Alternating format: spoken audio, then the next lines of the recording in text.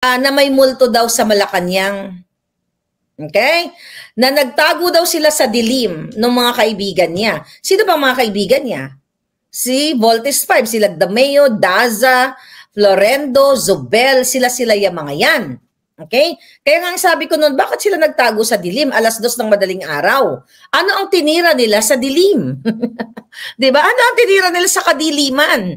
So doon pa lang sabi ko nga, nag-corroborate ang story nito. And I hope etong si Bato ay talagang ipatawag niya si Cathy Binag nang magkalinawan. Imagine ninyo mga kababayan, kung inyong tignan ang kwento ni Cathy Binag, bilang isang babae ay inabuso siya, although hindi niya pa, di ba siguro magpa-part 2 interview tayo, Cathy, if you're listening, maybe mag-part 2 tayo, kasi hindi pa talaga niya naikwento lahat ang mga dapat niyang ikwento, may kulang pa doon.